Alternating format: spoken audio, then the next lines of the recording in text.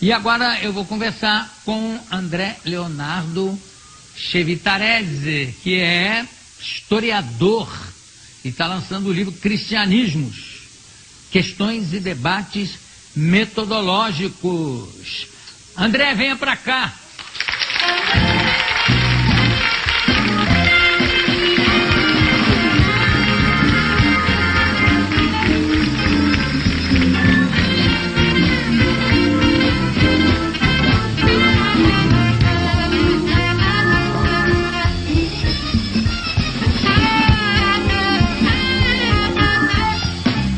Raquel, sobrou um... Toma, Alex. Entrega, Raquel, tá? Você queria algum? Não, João. Obrigado. Tá bom. O livro é Cristianismos, Questões e Debates Metodológicos, onde você trata bastante de intolerância religiosa.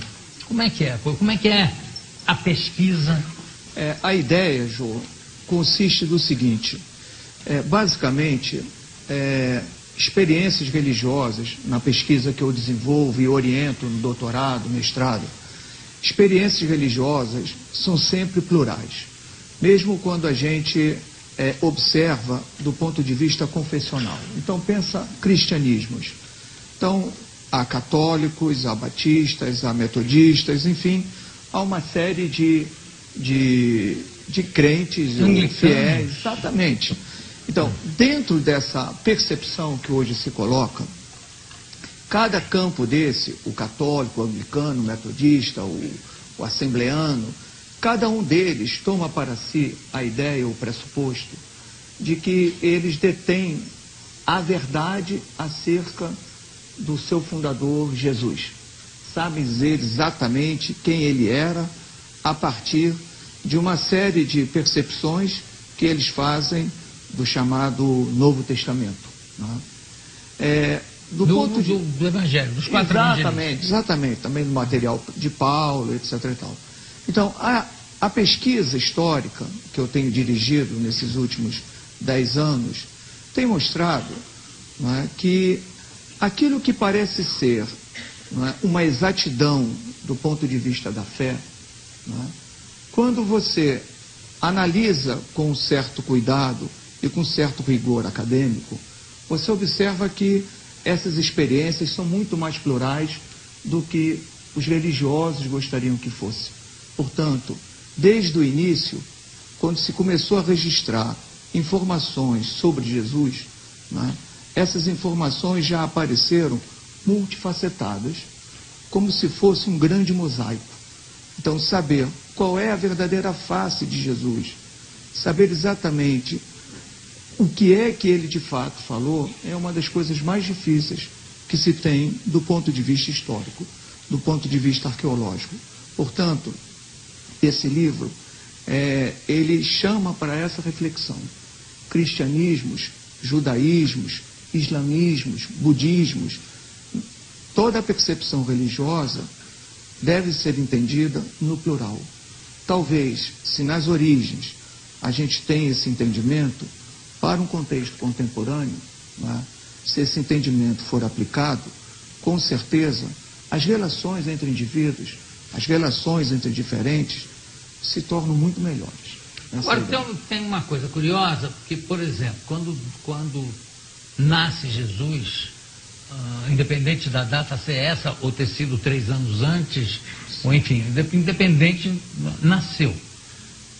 Mesmo na Judéia, mesmo a própria religião judaica era também dividida em várias facções, né? Quer dizer, e quem mandava realmente, o negócio do domínio romano era muito relativo, porque os romanos queriam só que aquilo fosse tranquilo para a passagem para o Egito, onde estava a grana, onde estava o dinheiro, Síria e Egito. Com certeza. Então, quem realmente mandava não era nem o rei, o Herodes, que era um grande guerreiro, mas quem mandava mesmo eram os sacerdotes, né? Quer dizer, e também o sacerdote fariseu ou não, aí tem saduceu, quer dizer, mesmo antes do Cristo, já existem várias tendências no judaísmo, né? Exato. Exatamente. Como respeitar as leis de Moisés, enfim, aliás, eu estava lendo um livro sobre Jesus histórico, e que na primeira parte fala exatamente sobre isso, que tinha maneiras de driblar certas leis. Então, respeitar o sábado, ninguém pode fazer nada no sábado. Mas aí o grande rabino dessa época disse, não, mas se é no mesmo bairro e vocês saem de uma casa para ir para outra, que era para poder fazer aqueles banquetes de celebração. Aí já não é, aí tudo bem. Já outras seitas achavam aquilo um absurdo. Quando começa a surgir o cristianismo, também começam a haver várias interpretações sobre isso, né? Exatamente. Então, a experiência cristã, ela deve ser, num primeiro momento, entendida como um movimento judaico. Então, pensar Jesus dentro do judaísmo.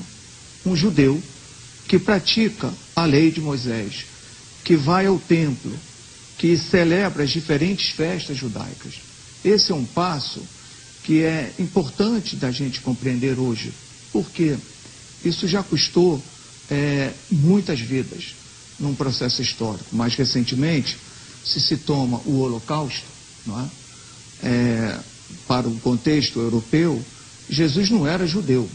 Jesus tinha nascido cristão, vivido como cristão e morrido como cristão por obra e graça dos judeus. Mas então, isso, há uma necessidade... uma opinião ariana e nazista, né? Exatamente, mas uma opinião ariana e nazista que ganhou contornos muito fortes e bem delineados aqui no Brasil.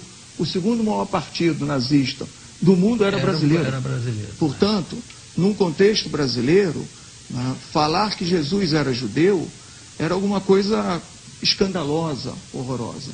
Portanto, a pesquisa histórica, ela hoje tem quase como um dever de casa frisar que Jesus era judeu. Nasceu judeu, viveu judeu e conheceu a morte de um judeu, morte de cruz. Agora, os desdobramentos... De um judeu ou de um romano, né? Os romanos também morriam crucificados. Bem menos. Escravos. Né? Exatamente. Escravos. Exatamente. Então, a tendência é que esse movimento de Jesus, né, vai avançando ao longo do século I, a tendência é se estabelecer fronteiras. Fronteiras entre nós e eles. Nós, seguidores de Jesus, e eles, os judeus. Até que um dado momento, as coisas se separam de forma a nunca mais se reencontrar. Tem uma coisa curiosa, eu não me lembro quem é, mas enfim, um bispo francês que começa a receber vários judeus, a dar asilo a vários judeus. E tem um judeu que diz para ele, mas como é que o senhor faz isso? Ele diz, porque a minha religião começou com 3 judeus. E aí ele aponta um quadro que tem na parede, que é um quadro pintado de Jesus, Maria e José, na ida para o Egito, né? E de repente é um momento que tende-se a se esquecer disso, né? Quer dizer, Tende. Né? Infelizmente. E outra coisa também curiosa é o negócio de ser o rei dos judeus. Parece que isso também deixava os judeus na época muito divididos, porque eles preferiam que o comando fosse dos sacerdotes, porque os comandos todos feitos pelos reis levavam sempre a guerras terríveis, né? Exato. Então essa própria divisão dentro do povo judeu deve ter influenciado o que se lê depois nos evangelhos. Eu acho que quando se produz o evangelho, ou quando se produzem os evangelhos, nós já estamos na 3ª geração após Jesus. Pois eu ia perguntar isso para você, sem querer chegar mais juntinho, sem querer te interromper e já interrompendo. Tem 2 dos apóstolos, enfim, 2 dos evangelistas que conviveram com Jesus. Um foi Mateus, que era quase que um repórter, né, histórico do que conta, e João. No entanto, nenhum deles escreveu naquela época. Mateus é, se eu não me engano, 50 ou 60, não, 30 anos depois. João talvez tenha escrito na época. Mas Marcos e Lucas, e o próprio que conviveu com ele, né, o próprio Mateus, só escreve muito depois. Por que isso? Todos os textos são anônimos, todos. Não é? As autorias desses textos, Marcos, Mateus, Lucas, João, elas só serão dadas no final do século II. Portanto, aquele texto que a gente diz é o texto de Mateus ou o texto de João, na verdade, nós não temos os autores. Não é? Todos eles são anônimos. Então, a tradição, na hora de se trabalhar e de se pensar que textos trariam uma maior verdade sobre Jesus, quais textos não seriam tão verdadeiros, na hora de classificar os diferentes tipos de evangelhos, nomeou 4 desses textos como sendo atribuições de 2 discípulos de Jesus e outros, Lucas e Marcos, como discípulos de Jesus. Então é um discurso de autoridade que se instaura na nomeação desses evangelhos. Portanto, eles são anônimos. E Paulo, que aí escreve, acho que 60 ou 70 anos não, Paulo, depois, quando é que Paulo começa as cartas? O nosso Novo Testamento deveria começar, do ponto de vista cronológico, a partir de Paulo. Ele é o autor que produziu o documento mais antigo que nós temos, que é 1 Tessalonicenses. É um documento datado, e bem datado, entre o ano 48 e 50. Para se ter uma ideia, o Evangelho de Marcos, ou atribuído a Marcos, é um evangelho do final dos anos 60, primeira metade dos anos 70 do século I. Portanto, os textos de Paulo são anteriores. São anteriores. Então, esse autor, Paulo, né, ele não conheceu Jesus, mas ele cita em diferentes momentos pessoas, discípulos que conheceram Jesus. Então, essas falas têm um sentido e um significado extremamente importante. Por quê? Porque nós podemos, e eu acho que hoje a pesquisa histórica, ela pode chegar e já começar a projetar e ver a sombra de Jesus. Nós ainda não chegamos na figura de Jesus, mas sabemos que de fato ele existiu, sabemos que optou por andar pelos espaços rurais, pequenas vilas, e quando resolveu ir à cidade, foi para morrer. Agora é engraçado porque... primeiro o seguinte, que a igreja é muito mais paulínea do que de Pedro. Né? Quer dizer, Jesus funda a igreja... Aliás, eu acho que Jesus tinha um senso de humor fantástico, porque ele usa um trocadilho para chamar o Simão de pedra. Pedro, tu és pedra. Segundo, que ele botava apelido nos discípulos que ele gostava mais. Os irmãos Trovoada, né? Filhos do trovão, né? E apesar de todo o ensinamento dele, de Jesus, o que aparece, a igreja puxou muito mais por uma severidade de São Paulo do que na realidade para aqueles homens que até ele escolhia os pescadores que eram mais fortes para protegê-lo, porque além de discípulos eles funcionavam um pouco como segurança, porque cada vez Jesus falava queriam jogar pedra nele, pega ele, tasca. E os discípulos seguravam essa barra, né? Por que de repente a igreja ficou tão em cima de São Paulo? Pelo fato dele ser exatamente o primeiro a ter codificado a maneira dele? Eu veria um pouco diferente. Eu diria que a experiência de seriedade, a instauração do sério no contexto ocidental se deve muito mais no momento em que a igreja, ali no século IV, olha o riso como sendo algo demoníaco. Então se faz um levantamento, né? Os bispos vão fazer um levantamento no material do Antigo e do Novo Testamentos, né? Da Bíblia judaica e da Bíblia cristã, e eles vão verificar que o riso sempre estava associado a algo demoníaco. Algo que não provinha... Exatamente. Esse era o levantamento que eles fizeram. Então, como decorrência disso, imediatamente, do ponto de vista do teatro, as comédias se encerram. Você já não tem mais comédias. Elas só vão reaparecer, né, mais tardiamente, ali por volta do século XIV, principalmente século XV, com as escolas bufônicas, que reaparecem, né, de forma mais acentuada. Mas, até hoje, por exemplo, a Divina Comédia de Dante, nós lemos de forma muito séria. Nós sequer respeitamos o título que o autor deu, comédia. Não é? Ao contrário, nós lemos dentro de uma seriedade, atribuindo aqueles padrões inferno, paraíso e céu, como se fossem coisas muito sérias. Então, esse longo processo do século IV até hoje, não é? Nos colocou, de alguma forma, como pessoas sérias. Talvez o sacrifício da cruz, a ideia de Jesus estar pregado e morrer na cruz, instaurou um sério. Mas é engraçado porque ele não... Jesus, o que consta dos evangelhos, pelo menos, em nenhum momento fala que ele era sisudo, e eu também só falava quando estava comendo, de alguma forma, né? Estava em banquete, estava ceando em casa de fulano, banquete, faltou pão, ele providenciava, faltou peixe, ele mandava vir. Quer dizer, ele comia, não era naquelas religiões. No início tem o negócio do jejum dele, tudo bem, mas quando ele começa a pregar, é sempre em momentos que ele está compartilhando, claro, né, com as pessoas.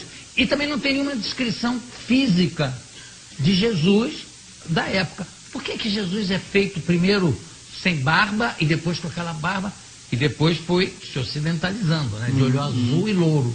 Ele vai ganhando o primeiro Jesus aparece imberbe, sem barba, mas aí é mais em comparação como um modelo de imagem de Apolo. Posteriormente ele vai ganhar barba, porque há uma competição entre duas divindades extremamente importantes, do ponto de vista da cura. Asclépio de um lado e Jesus do outro. Então há uma rivalidade. Qual desses deuses, afinal, curam mais? Então, do ponto de vista pedagógico, desde o final do século II, início do terceiro século, Jesus ganha barba. Por quê?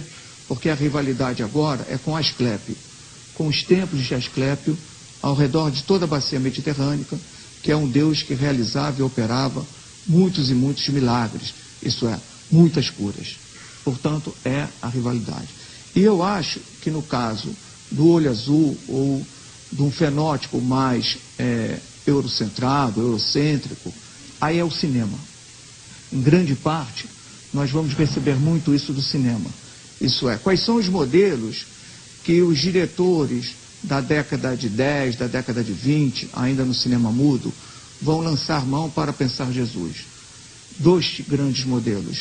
O primeiro deles, os quadros, a partir do Renascimento.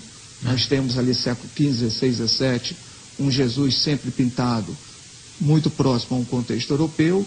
E segundo, as paixões de Cristo. Por exemplo, talvez a mais antiga, que ainda está em uso, que é desde 1634, que é Oberammergau, né? A Paixão de Cristo e Oberammergau. Então, esse Jesus, também nas Paixões de Cristo, sempre se apresentou como sendo louro, de olho claro. Então, o cinema vai simplesmente trabalhar ou reproduzir essa imagem. Então, tudo que nós temos é uma imagem europeia de Jesus e de um Jesus sisudo. Você está coberto de razão. O ambiente da festa, o ambiente do almoço, do jantar, o ambiente de estar com amigos, não é um momento de se estar sério. E ele deixa, o que ele deixa? Ele deixa o pão como carne, como a sua carne, e o vinho como o seu sangue. Não tem nada mais ligado a alimento do que isso. Não existe isso.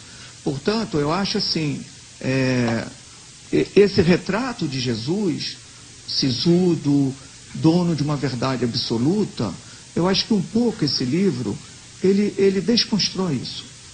E ele chama a atenção de que todos os retratos são possíveis para Jesus, na medida em que, desde o início, mesmo aqueles indivíduos que estiveram próximos dele, na hora de registrar, de falar sobre ele, foram muito polissêmicos. Então, por que nós, hoje, vamos ter essa tendência em reduzir tudo a um ponto de vista clichê, né? E a negar outras possibilidades? Eu queria também, André, eu não quero terminar o nosso papo sem perguntar uma coisa que me aflige muito. Eu acho que você levando... não precisa interpretar. lendo o que está nos evangelhos, num certo momento, quando ele fala, depois que ele aparece para os discípulos, depois de um outro, que ele diz o seguinte: bom, vocês vão agora sair por aí contando a minha história, falando, pregando a minha ideia, que é de amor. E vocês vão, cada um vai para um lado, cada um vai para um país. E aí eles perguntam: sim, mas como é que a gente vai falar com esses povos todos? Não se preocupem, que na hora que vocês chegarem, vocês vão ser iluminados pelo Espírito Santo e cada um vai saber falar na língua das pessoas com quem vocês estão falando. Ou seja, para mim faz a maior lógica, é quase que uma tradução simultânea, que ele dá o poder dessa tradução simultânea aos seus discípulos. Porque de repente, isso em algumas interpretações, em algumas religiões, vira falar, em vez de falar aos estrangeiros, vira falar numa língua estranha que ninguém entende, que seria o oposto da ideia de Jesus como homem ou como filho de Deus, assim. Enfim, é de que as pessoas entendam o que ele quis falar. Por que isso virou, de repente, até em inglês speaking in tongues? Exato. O cara interpreta como falar puta tchacaparacucho, jacaravaba. Em grego é glossolalia, não é? Falar em línguas diferentes. Bom, essa experiência é uma das mais antigas registradas por Paulo. Eu tive a oportunidade de orientar uma dissertação de mestrado na UFRJ, onde eu leciono, lá no Instituto de História, mostrando que o judaísmo tem muito pouco a oferecer como referência ou exemplo para se falar em línguas estranhas. Normalmente se traduz assim, num contexto de fé, como a língua dos anjos. Mas que seria línguas estrangeiras, mais do que exatamente. Essa experiência, essa me orientanda, Aline, ela pôde mostrar que veio, né, de Corinto, que é exatamente onde Paulo usa pela primeira vez essa palavra. Certamente, convertidos do campo politeísta para o cristianismo, para a igreja de Paulo, trouxeram essa experiência ou do culto de Apolo ou do culto de Dioniso, onde em êxtase, né, as pessoas falavam em línguas. E se você me permite, curioso também é o fato de hoje, por exemplo, em todos os terreiros desse país, as pessoas também falam em línguas, né? Mas o lado cristão diz: ali está a língua do diabo, em oposição à língua que se fala em diferentes igrejas cristãs como a língua de Deus. Mas esse é um fundamentalismo absolutamente horroroso, que menospreza, né, e muitas vezes vai até com um viés racista para olhar a experiência de culturas religiosas que têm sua raiz afro, na África, né, de olhar isso como sendo uma experiência do diabo. Mas isso, no fundo, se explica pelo racismo. Então, eu acho que, no fundo, o que se deve lutar é pela superação, não da tolerância ou intolerância, mas para se ter respeito. Essa é a questão-chave entre indivíduos, né, João? Muito obrigado. Olha aí. Muito obrigado. Eu conversei aqui com o André Leonardo Cheritarese, que está lançando Cristianismos, Questões e Debates Metodológicos. Um prazer conversar com você. Muito obrigado. João. Daqui a pouco a gente volta.